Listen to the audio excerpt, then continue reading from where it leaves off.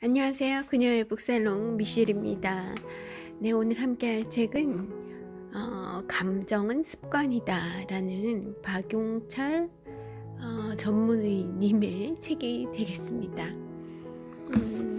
부제목이 붙어 있네요. 부제목은 부정의 나를 긍정의 나로 바꾸는 힘이라고 되어 있네요.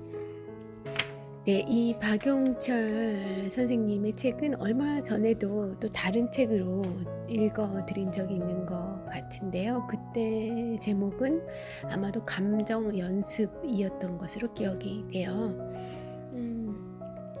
오늘 이 책 아직 다 읽지는 않았어요, 제가. 근데 읽어 나가고 있는 중인데 함께 하면 좋을 그런 부분이 눈에 들어와서 오늘 이 책을 택하게 되었네요. 이 선생님 역시 굉장히 쉬운 문투를 사용하고 계셔서 제가 그냥 편하게 읽어드리면 되는 그런 책인 것 같고요. 먼저 읽어드릴 부분은 익숙한 감정을 유지하려는 뇌의 속임수라는 챕터가 되겠습니다. 뇌가 익숙한 감정 습관을 유지하기 위해 사용하는 중요한 속임수를 소개하겠습니다. 어쭈 우리 뇌가 속임수를 부리나 봅니다. 먼저 질문 한 가지를 해보죠. 우울증에 걸린 분들은 흔히 좋은 일은 하나도 없고 즐거울 때가 전혀 없다고 말합니다. 그렇다면 우울증에 걸린 사람들은 행복 또는 즐거움이라는 감정 자체를 느끼지 못하는 걸까요? 우울한 사람과 긍정적인 사람의 결정적 차이가 있다고 합니다. 위스콘신 대학의 리처드 제이 데이비드슨 교수는 만성 우울증을 앓고 있는 사람들과 긍정적인 정서를 지닌 사람들을 각각의 그룹으로 나누어 흥미로운 실험을 진행하였습니다. 데이비드슨 교수는 그들에게 기분이 좋아질 만한 사진을 보여주었는데요. 아기를 바라보며 행복에 겨워하는 엄마의 모습, 그리고 어려움에 처한 타인을 도와주는 훈훈한 모습, 사람들이 즐겁게 춤을 추는 모습, 어린아이들이 신나게 놀면서 웃는 모습 등을 담은 사진이었습니다. 그리고 나서 기쁨이나 즐거움을 느낄 때 활성화되는 뇌 부위를 조사했습니다. 조사 결과 사진을 보여줄 때 두 그룹 모두에서 즐거움을 느끼는 뇌 부위가 활성화되었습니다. 또한 사진을 볼 때 우울증 환자와 건강한 사람의 뇌 활성화 정도도 거의 유사했습니다. 즉 초기에는 두 그룹 모두 비슷한 정도로 유쾌한 감정을 느낀다는 뜻입니다. 하지만 그것이 유지되는 시간은 달랐습니다. 평소 긍정적인 정서를 가지고 있는 그룹은 훨씬 긴 시간 뇌 부위가 활성화되어 있었습니다. 즉 우울증 그룹은 단지 몇 분 동안만 활성도가 유지되었던 반면에 긍정적인 그룹은 1시간 가까이 뇌 활성도가 유지가 된 거죠. 즉 우울증 그룹은 유쾌함을 몇 분만 느끼고 말지만 긍정적인 그룹은 유쾌함을 1시간 가까이 느낀다는 것입니다. 이것이 우울함이 습관이 된 사람들과 즐거움이 습관이 된 사람들의 차이였습니다. 이 실험은 우리에게 중요한 점을 알려주는데요. 우울함이 습관이 된 사람이라고 해서 즐거움과 행복감을 느끼지 못하는 것은 아님이라는 겁니다. 일이 잘 되면 안도도 하고 기분도 좋아집니다. 성취감도 느끼고 자신감이 생기기도 합니다. 사람들은 보통 우울증에 빠지면 좋은 감정이 아예 사라진 것처럼 생각하지만 그렇지 않은 거죠. 아무리 내가 습관을 유지하기 좋아한다고 해도 다른 감정이 아예 들지 않도록 막을 수는 없는 것입니다.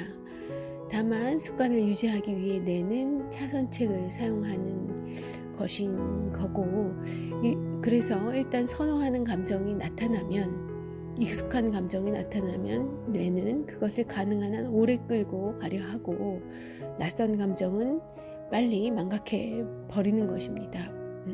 스쳐 지나가게 버리는 거죠. 가령 우울감에 익숙해진 사람들은 회사에서 상사가 인사를 잘 받아주지 않으면 하루 종일 그 생각을 합니다. 그저 상사가 바빠서 못 봤을 가능성이 높음에도 상사가 나를 싫어하나 보다 라며 본인만의 생각을 만들고 그 생각을 반복하며 계속 우울한 기분에 빠져 있습니다. 하지만 반대의 경우는 어떻습니까? 오늘 어느 날 상사가 환한 미소로 인사를 받아주면 상사가 나를 좋게 생각하는구나 하며 순간 기분이 좋아지지만 몇 분 지나지 않아 그 기억은 또 저 멀리 사라져 버립니다. 몇 시간 지나고 나면 일부러 떠올리지 않는 한 아침에 일시적으로 좋은 기분이 들었었다는 것조차 기억나지 않죠. 이처럼 뇌는 자신이 선호하는 감정은 어떻게든 오래 끌고 가려 하고 반대로 그렇지 않은 감정은 금세 망각하도록 조작합니다. 이 조작한다는 부분이 중요한 것 같아요. 긍정적인 감정을 오래 끌고 가라. 이 부분에 대해서 읽어보죠. 이어지는 바로 그 연결된 부분입니다. 자, 외로움이라는 감정이 습관이 된 사람을 예로 들어봅시다. 그런 사람은 본인이 소외되거나 어딘가에 속하지 못하는 상황이 오면 즉시 외로움이라는 감정이 활성화될 것입니다. 익숙한 감정이 얼른 튀어나오는 거죠. 그리고 그것을 가능한 한 길게 유지할 것입니다. 길게 붙잡고 있는 거죠. 제3자가 그 사람의 일상생활을 찬찬히 살펴본다면 남들과 어울리는 순간도 있고 또 남들이 관심을 가지고 신경 써줄 때도 있음을 발견할 것입니다. 그럴 때는 그 사람도 안도하고 기분이 좋아지겠지만 금세 그 순간은 머릿속에서 사라질 것입니다. 하지만 그렇기에 희망도 가질 수 있습니다. 비록 횟수가 적고 금방 사라지지만 긍정적인 감정을 아예 못 느끼는 것은 아니기 때문입니다. 네, 방법이 있는가 봅니다. 긍정적인 감정에 불씨가 나타났을 때 꺼지지 않게 조심하며 산소도 공급해주고 땔감도 주면서 오래 그 불씨를 유지하는 연습을 하면 됩니다. 물론 한두 번 가지고는 되지 않겠죠. 그러나 꾸준히 연습하면 뇌는 긍정적인 감정에 익숙해지고 새로운 습관을 받아들일 것입니다. 여기서 감정이 금세 사라지지 않게 유지해주는 산소와 땔감은 무엇일까요? 바로 관심입니다. 관심. 그런 감정이 내게 있었다는 것을 인식하고 기억해주는 것입니다. 그리고 반복해서 다시 생각하고 느껴봐야 합니다. 하루를 지내다 보면 횟수가 많지는 않아도 기분 좋을 때, 만족감을 느낄 때, 작은아마 성취감을 느낄 때, 감사함을 느낄 때가 있습니다. 아주 사소한 것도 좋습니다. 아주 작은 것들도 놓치면 안 됩니다. 머리로만 기억하려고 하면 잊기 쉬우므로 수첩에 적는 것이 좋습니다. 수첩을 하나 준비해 감정수첩이라고 이름을 붙이세요. 앞으로 감정수첩을 이용하는 방법을 여러 차례 소개할 것입니다. 기쁨이나 즐거움을 느낄 때마다 그 순간이 지나가기 전에 감정 수첩을 열고 그때의 상황과 기분 그리고 당시의 생각을 적습니다. 긍정적인 기분이 하루에 한두 번밖에 없어도 괜찮답니다. 괜찮아요. 그래도 이렇게 적은 내용을 시간 날 때마다 읽어보며 다시 떠올립니다. 하루를 마감하기 전 최소한 한 번은 수첩을 펼쳐 그때의 상황을 떠올려보고 그때의 감정을 느껴봅니다. 좋은 감정이 드는 횟수가 적으면 적을수록 더욱 그것을 소중히 여겨야 합니다. 한 번 한 번의 긍정적인 일이나 감정을 절대 놓치면 안 됩니다. 그 불씨를 지키고 키워나가야 합니다.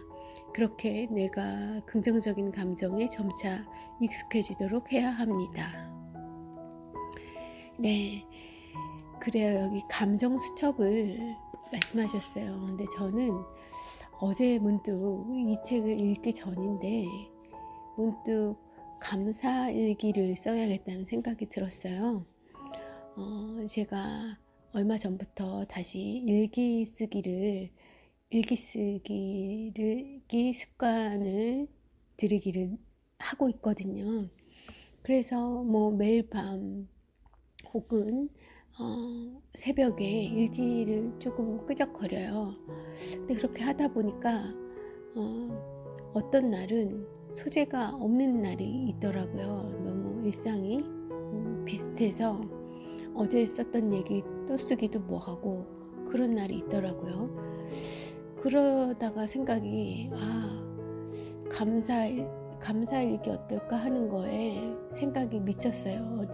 언젠가 어느 책인지 방송인지에서 본 것도 같고, 그리고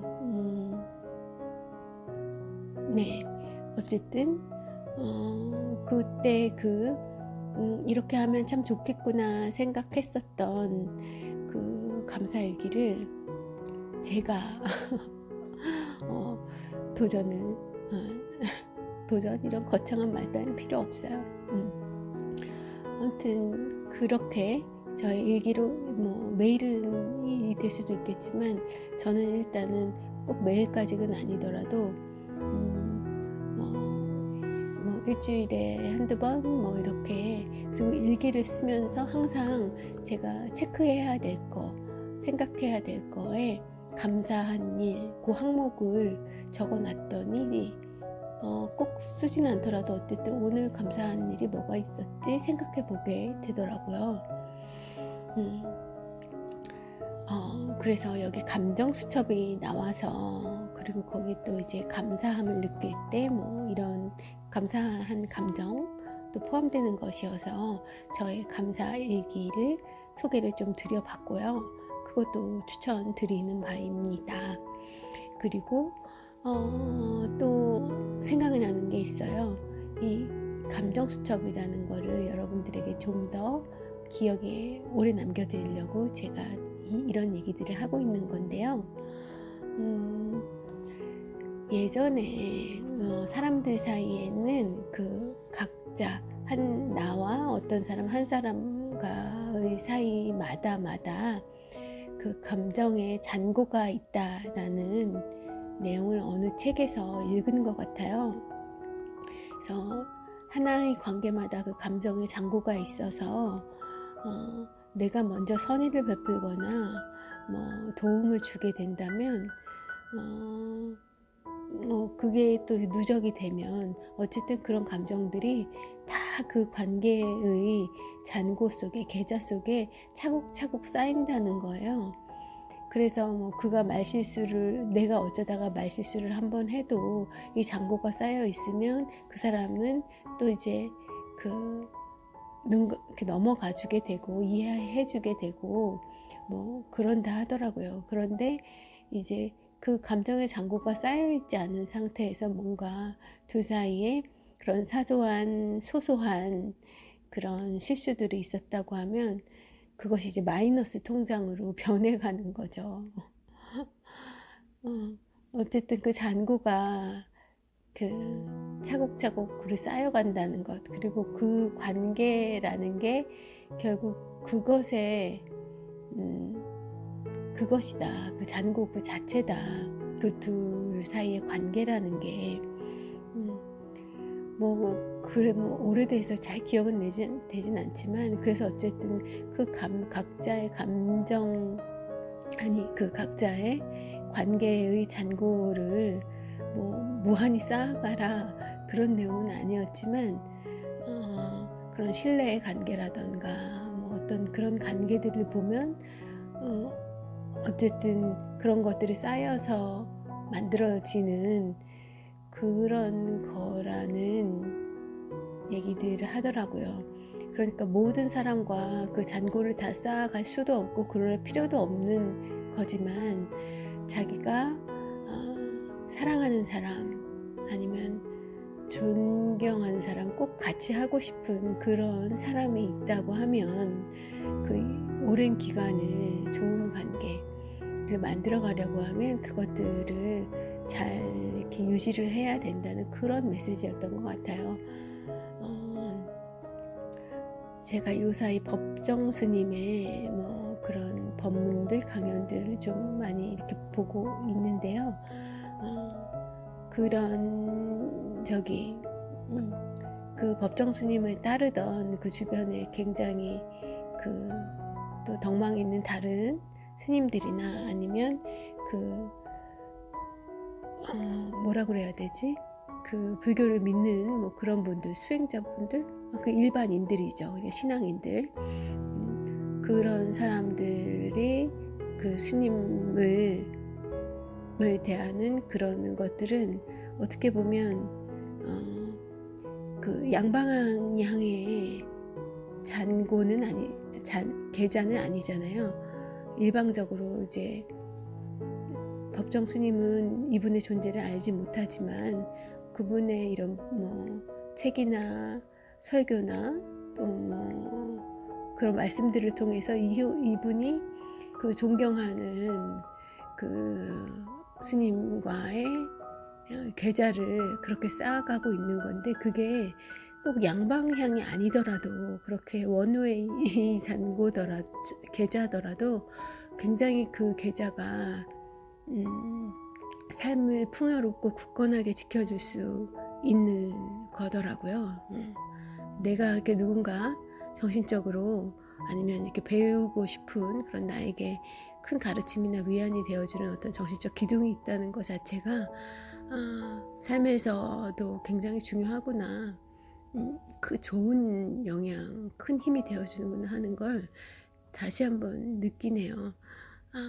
그동안에는 사실 제 주변에 크리스찬들이 많아서 크리스찬 쪽에는 이제 목사님들이 그런 역할을 하시구나 하는 생각들을 했었지만, 아마 요새 그 법정 스님과 그 법문 그런 세계를 좀 살짝 엿보면서 그런 점이 저한테 새롭게 다가왔었던 것 같습니다.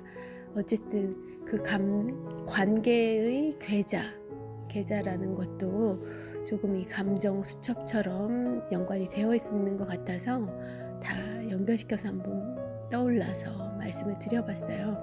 이 감정 수첩이나 감정 수첩은 자신의 감정을 돌아보고 보살피라는 의미이고, 감사의 일기도 어쩌면 그것의 같은 맥락일 수도 있을 것 같고요.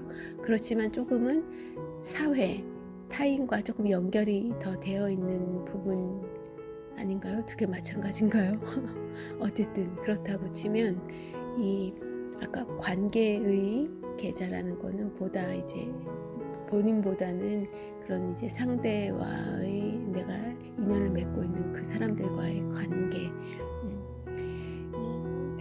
관계를 소중하게 지켜가는 보듬는 방법 이런 거 정도로 이해하시면 되지 않을까 싶고요.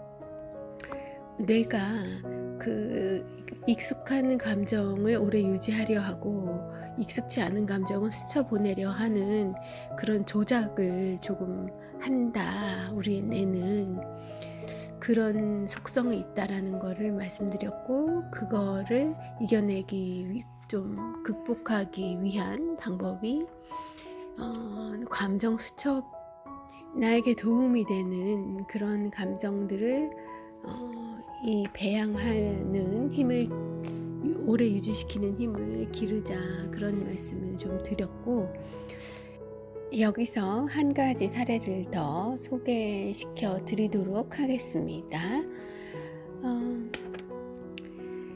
깊이 습관이 된 익숙한 감정을 자주 느끼다 보면 그 감정을 느낄 상황이 아닌데도 습관이 된 그런 감정이 불쑥 나타나는 경우가 있습니다.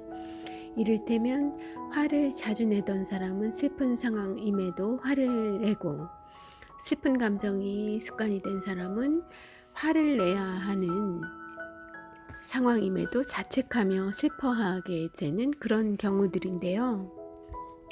예전 환자 중에 자신이 잘못한 상황, 미안한 상황이 오면 오히려 주변 사람들에게 심하게 화를 내는 남자분이 있었습니다.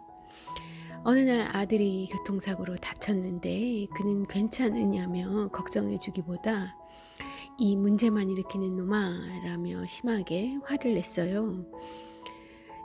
나중에 면담 치료를 하며 알게 된 것이지만 실제로 그가 느낀 감정은 아버지로서 아들을 지켜주지 못한 미안함과 아들에 대한 안쓰러움이었습니다. 하지만 화를 내는 습관이 있던 그는 그 상황에서도 아들에게 화를 냈던 것입니다. 즉, 그는 이기적이고 인정 없는 사람이 아니라 미안함과 죄책감, 분노라는 감정을 미안함과 죄책감, 분노 이런 감정을 다 구분하지 못하고 있는 사람이었던 거죠. 한 감정이 습관이 되고 유독 자주 느끼다 보니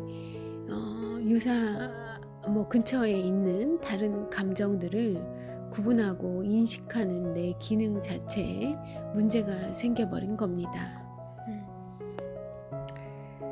자라면서 또 언어를 익히면서 아니면 또 언어를 사용하면서 그러니까 이렇게 살다 보면서 각 감정의 미세한 차이를 익히고 잘 구분했던 내가 특정한 감정을 주로 사용하고 강화시키다 보면 다른 감정들은 무시하기 시작하는 감정 습관의 덫에 빠지게 됩니다. 그렇게 되면 점점 자극의 그런 감정들의 그 상황들의 미세한 차이를 구분하지 못하고 다른 감정을 느껴야 될 상황에서도 그저 익숙한 감정으로 잘못 해석할 수 있는 것입니다. 앞서 소개한 환자분도 남자 환자분, 그분도 그런 이유로 미안함과 화나는 것을 구분하지 못하고 엉뚱하게 화라는 감정이 마음을 대표하게 된 것입니다. 뭐가 화난 거고 뭐가 미안한 건지 헷갈리네. 그냥 화난 걸로 통일이라고 뇌에서 정해버린 거죠. 그렇게 반응해 버린 겁니다. 그리고 더군다나 즉각적으로 반응을 하게 되는 경우엔 내 생각을 거를 틈이 없잖아요. 그러니까 그냥 뇌에서 지시하는 대로 그냥 말이 나와버리는 거죠. 내가 잘못 헷갈리고 있는 내가 생각한 대로 헷갈린 말을 해버리는 거죠. 그러면 오해를 쌓고 관계가 망가지고 그 관계로 인해 나의 소중한 사람이 상처받고 그게 이제 약자, 내 아들이나 그런 약자인 경우에는 그의 성장에 큰 문제가 생기고 악순환의 고리로 가는 거죠. 또 그렇게 악영향을 주게 되면 그와의 관계는 계속 안 좋아지고 그런 불쾌한 감정을 발설하고 나면 내 감정도 불쾌하고 미안한 본심은 내내 쌓여가고 그런 거겠죠. 예. 그러므로 이런 경우 새로운 감정 습관을 익히는 것이 필요하고요. 이 망가진 나의 그 감정 습관을 회복시켜야 하는 겁니다. 내가 행복하기 위해서 내 주위의 사람들에게 피해를 끼치지 않기 위해서 저는 여기서 그것을 피해라고 부르겠습니다. 네, 우리 살면서 그런 피해 많이 받아왔잖아요. 그런 피해를 남들에게 주고 싶지 않네요. 예. 감정을 풍요롭고 다양하게 느끼고 구분할수록 획일화된 감정 습관에서 벗어날 수 있기 때문입니다. 그러기 위해서 우리는 감정을 잘 구분하고 잘 도닥이는 연습이 필요합니다. 그런 방법의 일환이 앞서 소개드렸던 감정 수첩을 이용하는 것이 되겠고요. 감정 수첩을 매번 꺼내들기 힘들면 그 감정 수첩이라는 거를 물리적으로 두지 않고 논리적으로 생각 속에서 감정 수첩을 하나 만들어 두시고 나의 그 뇌에 있는 그 메모리에다가 항상 감정 수첩을 조그맣게 숨겨뒀다가 순간순간 그것을 확대하는 거예요. 우리 컴퓨터에서 핸드폰에서 유튜브 화면 작게 해놨다가 큰 화면으로 전환시키듯이 그렇게 잠깐 나의 감정 수첩을 축소시켜 놨다가 안 보이게 해놨다가 길 가다가 아니면 잠깐 이렇게 이동하는 한 1분 정도 이동하는 그 사이에 감정 수첩을 짜잔 하고 펼치는 거예요. 머릿속에서.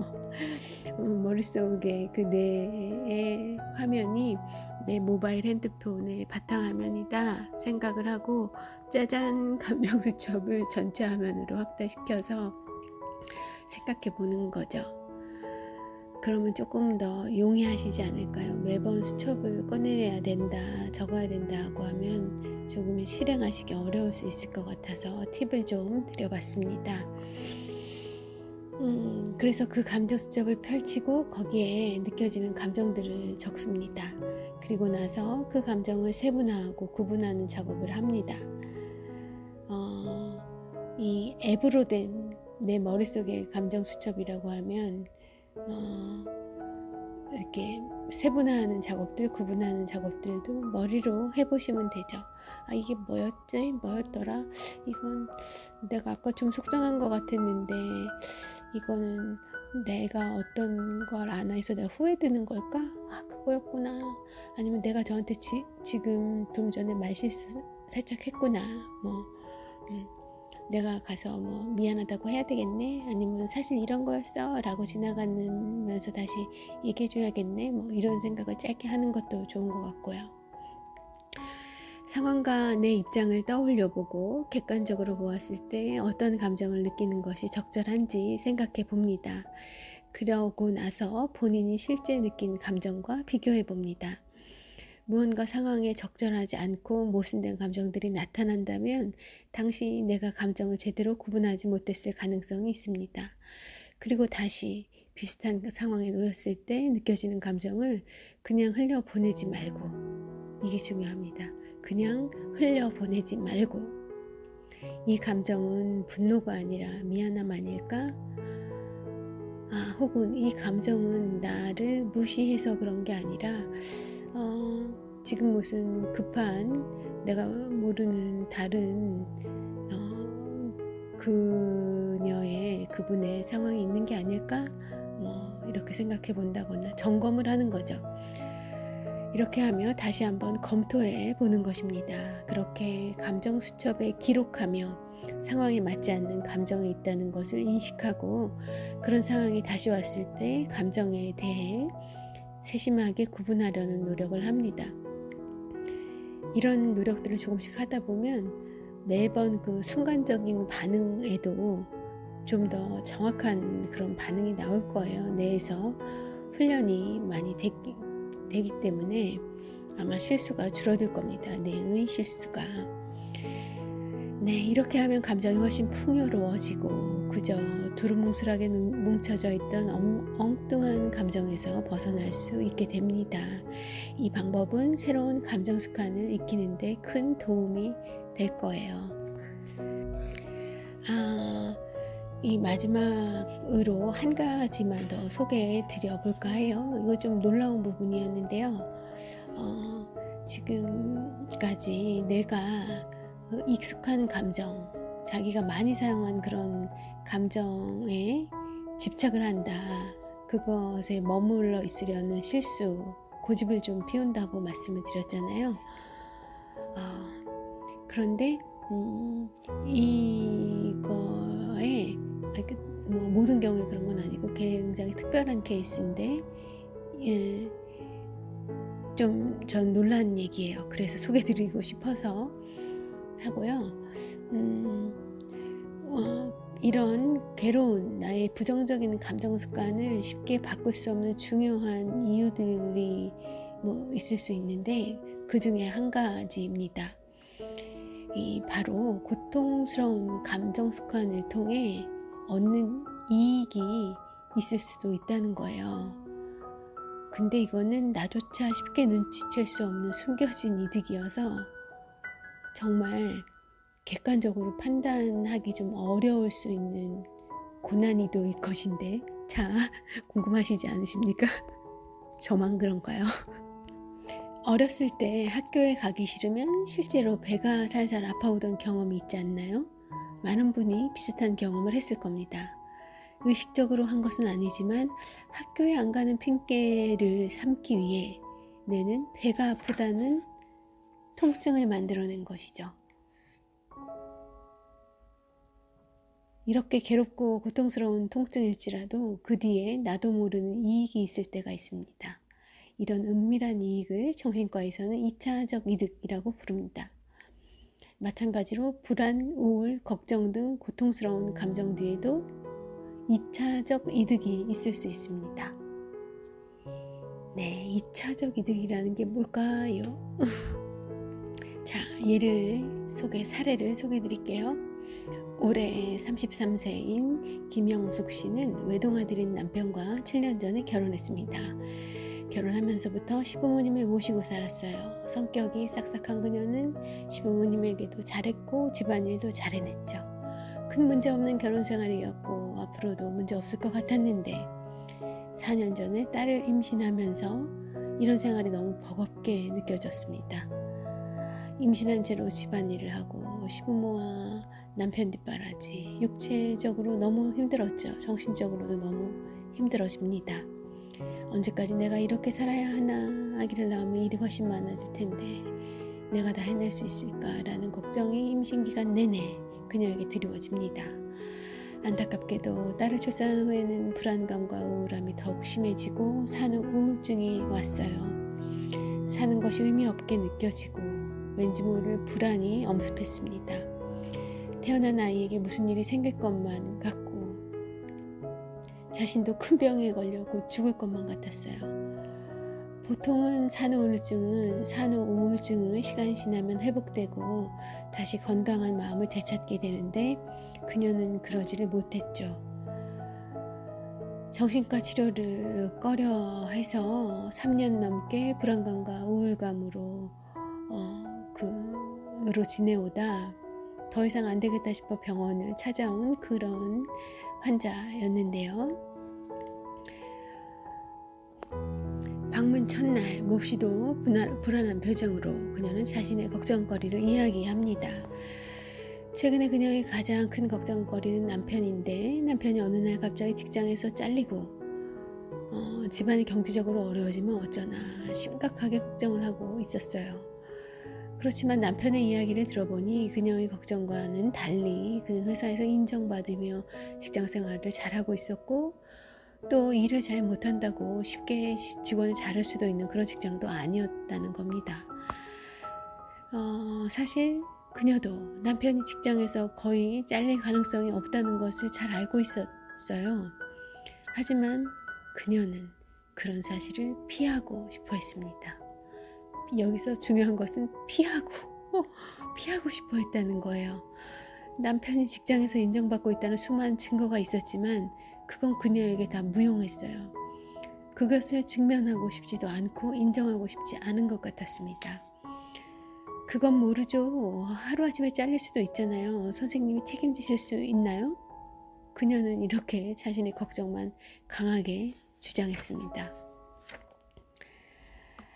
이와 비슷한 상황을 주위에서 간간히 볼 수 있습니다. 조금만 생각해봐도 실제 그런 걱정은 아무런 의미가 없고 일어날 가능성 또한 희박하다는 것을 알 수 있지만 사람들은 일부러 괜찮다는 증거를 보지 않으려고 합니다. 그냥 자신의 걱정을 이어가고 싶어 합니다. 그러다가 정말 괜찮다는 확고한 증거를 마주하면 일단 안심하면서도 한편으론 조금 허탈하고 아쉬워합니다. 왜냐하면 그러한 걱정 뒤에 2차적 이득이 있었기 때문입니다. 그러니까 숨어있던, 자기도 모르고 있던, 자기가 의식한 건 아닌데 그런 걱정 뒤에 숨어서 자기가 누리고 있었던 2차적인 숨은 이득이 있었던 거죠. 오호, 놀라운 반전이에요. 영숙 씨는 그 환자분은 출산 이후에도 지속된 우울감과 불안감으로 일상생활을 제대로 하지 못했습니다. 시부모님과 남편은 그런 그녀가 걱정되어 그녀를 아이 다루듯 조심스럽게 돌보았죠. 물론 힘든 일이나 집안일은 대부분 시부모님과 남편이 맡았어요. 그렇습니다. 이것이 그녀를 우울이라는 감정 습관에서 벗어나지 못하게 하는 2차적 이득이었습니다. 힘든 일이나 집안일은 대부분 시부모님과 남편이 맡았다는 거예요. 왜냐하면 그녀가 우울증 환자였기 때문에. 제가 왜 이 예에서 놀라게 됐냐면 저 직장 동료 중에 정확하게 이런 사례를 겪고 있으신 분이 있었거든요. 그분은 이런 여성분을 둔 남편이었어요. 교묘하게도 뇌는 괴로운 감정 안에서 일을 하지 않고 쉴 수 있는 은밀한 이득을 발견하는 것입니다. 또한 이런 부정적인 감정 습관은 그녀 자신에게도 면죄부를 주었습니다. 시부모님을 잘 모시고 남편에 대한 내조를 중요시하는 그녀 자신에게 그러지 않아도 되는 숨을 수 있는 핑계를 만들어준 것이죠. 지금은 더 중요한 걱정을 해야 돼. 나는 지금 아파. 나는 지금 우울증 환자야. 나는 지금 고민이 너무 커. 그러니 내조는 나중에 하자. 그럴듯하게 자신의 일을 회피하고도 죄책감에서 벗어나게 해준 겁니다. 이렇게 2차적 이득이 걸린 상태에서는 감정 습관에서 벗어나기가 더욱 어렵습니다. 무의식적으로 그런 은밀한 이득을 놓치지 않으려 하기 때문이고요. 따라서 감정 습관을 바꾸기 위해서는 고통스러운 감정 이면에 감추어진 이득이 있지 않은지 반드시 살펴보아야 하겠습니다. 그래요. 흔한 경우는 아니지만 만약에 나의 그 감정 수첩도 쓰고 열심히 노력해 봐도 자꾸 고쳐지지 않는 그런 불쾌한 부정적인 안 좋은 감정에 머물러 있으려 하는 불행해에 머무려 있으려 하는 자꾸 그 불행한 상태에 머물러 있으려 하는 그리고 어떤 좌절감 해도 안 될 거야 뭐 이런 안 좋은 감정에 머물러 있으려 하는 그 기제를 나의 뇌가 놓지 않는 것 같다고 하면 반드시 그 이면에 감추어진 어떤 나의 이득이라고 여기서 표현했지만 실제적으로는 이득이 아니죠. 이건 이득이 아니라 내 인생을 나를 망가뜨리는 그런 건데 아주 찰나적인 아주 표피적인 그런 편리함이 숨어 있지는 않은지 생각해 봐야 한다는 겁니다. 달콤한 사탕을 다이어트를 해야 되는데 달콤한 사탕이 주는 그 맛, 그걸 먹을 때에 초콜릿이 주는 그 순간에 그 맛도 이득일 수도 있고요. 아니면 내가 저것을 뭐 취하기 위해서 그 거짓말을 했을 때 뭐 잠깐 어렸을 때 성적표 뭐 안 보여드리고 얻게 되는 잠깐의 안도 뭐 이런 것일 수도 있을 것 같고 이게 특별한 경우도 라고만 생각했는데 또 생각해 보니까 엄청 사례가 많을 수 있겠네요. 우리 주변에 제 주변에 그런 이제 감정을 그 엄청난 부정적인 감정 불행까지는 가지 않아도 되고 뭐 그것도 마찬가지지만 그렇게 거창하지 않더라도 소소한 그런 이런 나의 감정 나를 개선시키지 못하게 하는 그런 숨겨진 이득이 있는지 우리 한번 점검해 보면 좋을 것 같습니다. 오늘 주말이고 또 코로나로 어디 뭐 외부 활동도 할 수 없는 그런 상황이니까 이런 거 해보기 더 좋은 때 아닌가 싶어요. 정말 그렇지만 코로나 사태는 정말 어찌 될까요? 걱정입니다. 네, 이제 마무리하는 장들 읽어보겠습니다. 물론 불안감이나 우울감 같은 감정 뒤에 2차적 이득이 항상 존재하는 것은 아닙니다. 오히려 대부분의 불안증과 우울증은 2차적 이득과 상관없죠. 그렇지만 많이 있다는 거 우리 살펴봤고요. 하지만 오랜 기간 습관이 된 부정적인 감정이 있다면 혹시 그 괴로움 이면에 이득은 없는지, 이득은 없었는지 찬찬히 객관적으로 아주 독사의 눈으로 내 자신을 살펴보아야 합니다. 작은 이득을 위해 진정한 행복을 포기하고 있는 것은 아닌지 말입니다. 이처럼 2차적 이득을 버리고 감정 습관을 바꾸려면 용기가 필요해요. 손해보는 것도 생기고 허구의 걱정 안에서 잊고 지냈던 진짜 현실의 고민들과 마주해야 할지도 모릅니다. 그렇지만 꾀병으로 학교를 안 가려는 아이처럼 더 중요한 것을 잃지 않으려면 용기를 내야 합니다. 네, 여러분. 용기를 내야 합니다. 저도 미셸도 용기를 내겠습니다. 좋은 하루 되십시오.